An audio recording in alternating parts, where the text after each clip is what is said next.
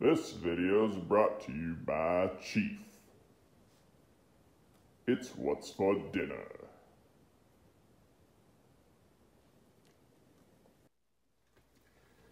Hello, this is Uncle Jim, and this video turned into a cluster, so I got to do some retakes and just get it out of here, get it off of my phone. So originally, I had picked up my neglected Marlin 1894, and I had put a new fiber optic front sight on it because I didn't like the old one. And it goes with the Ranger Point rear peep here. And it's a pretty rifle, and I've neglected it. I haven't shot it since I put that sight on. I ordered a different height sight also, so the peep can stay on the down low, and never sighted it in. So I was gonna sight it in, and then I'm like, well, I better load up some bullets for it. And we were going to do that and hit the fresh swinger out there that's all cleaned up.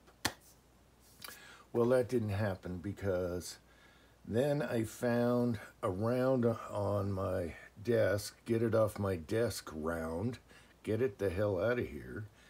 And I had a Ojos cross done on the Lee Big Daddy 310-44 Magnum. And that's what it looks like without. Okay, so they're about 307 grains, something like that. I couldn't remember. So I had a loaded round sitting on there, and I knew it wasn't a bad round because I would have pulled the bullet or marked it bad. So I knew it was okay, but I had no idea what was in it. Whether it was gas checked or not, and what the BHN was. But it did have a cross on it, and it was loaded.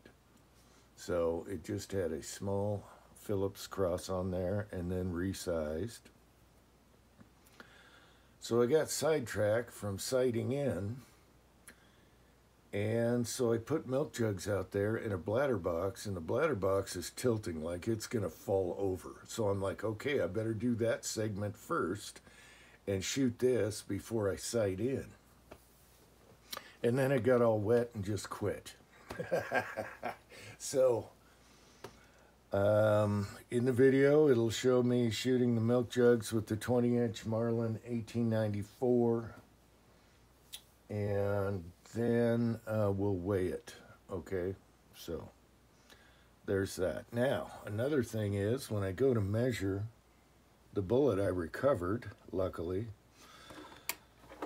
the batteries were blinking in my calipers for a week or so, and I knew it was time, and I'm like, damn, I gotta cut this all over again. So, this is for Timothy. We were talking in live chat. His battery went dead. Always buy the batteries in a 5-pack. You can get them on eBay. Look for the cheapest price, free shipping, and get a good quality. These are Energizer, and they're cheap. You buy 2 of these at a store, and you can have all 5. And so we did that. And it's always good, like we talked about in the chat, to have some good dial calipers, okay? These are Mitutoyo, found on eBay in mint condition, and the same price as cheap Chinese, okay? Mitutoyo, in the box. And there's a whole video on what to look for on that. It's kind of like looking for molds. The main thing is make sure the dial is straight. A lot of sellers won't show you the dial when they're shut because it's way down here. And yeah, it's way out of calibration. You got to turn that dial, and now you're looking at stuff sideways. So, and scratches. You just basically want something that doesn't look like it was chucked around in a toolbox or on the table. Something with no scratches, with the box taken care of, all sides. Just like looking for molds, you scrutinize the picture, the seller. This seller had like 6 of them, so they must have came out of some engineer's place or something. Anyway, rambling.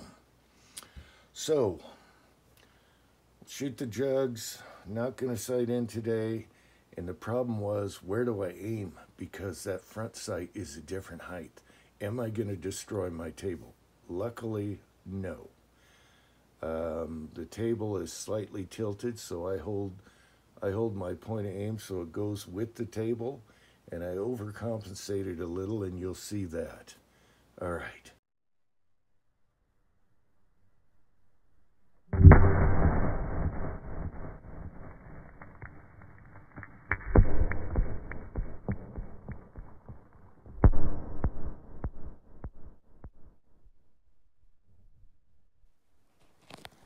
Okay, I blew the snot out of the first jug and the second jug. Went through 3, 4. I shot a little low. Nothing in the bladder box. Oh, I hear something in there. That's a good sign. All right. Okay, I don't know what load that was. It was just in the junk box, and it smelled like unique. So I have fragments in jug 3 and 4.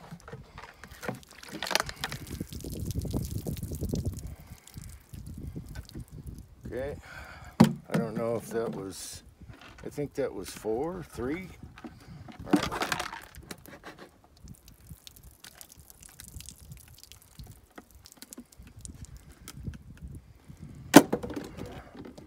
Okay, fragments in 3 and 4. So we have a frag round with the cross. Again, I don't know what hardness, what load. It smelled like unique to me. It had that distinct smell. So here's our frags. Jug 1 and 2, 3 and 4. Okay, this is really weird. In jug 5, I cannot find a bullet hole, but I hear bullet. And look at this. Right there, it hit. Look at that. And it stayed within the plastic. That was lucky. The table is tilted downwards, and I tilted too much firing. Oh. Oh, that is awesome. So here's our gas check. It was intact. And the base of the bullet made a mushroom. So we got the best of all worlds. We got fragmentation, and we have mushroom. Let's do a close-up. I'll bring it in. Okay, I had it on zoom so you couldn't see what happened to the 5th jug. It hit right here and bulged there, but retained. So a lot of times I lose bullets, but if that was as close as it gets, didn't harm the table, but all that stayed intact, and I suspect that this ripped off the gas check at the last minute when it went through here and did that. How funny is that? All right, so the unknown round, the unknown round that was on the desk smelled like unique. It didn't feel overly hot, but it was a warm round for rifle. And the primer is perfect. All right, nice and rounded with a 310 bullet, 310 2-cavity mold. It's probably about 207 grains with the gas check with the alloy I used. That's how most of them come out. So this is what we got here. We had 2 frags in 3 and 2 frags in 4, and then the bullet in the 5th, and we had a slight mushroom. Now in water jugs, especially at close range, if you want to know if your powder coat's really working good, this usually will tear off crappy powder coat. And so you can see we got our blue here, and the powder coat is perfect. Okay, so that's how you know you really got a good powder coat. And we got a slight mushroom from the base after it fragged. So that's pretty cool. All right, so let's weigh this. Let's focus. And this is 202.5. And then we'll add our frags. These frags are rather large, so that would be devastating.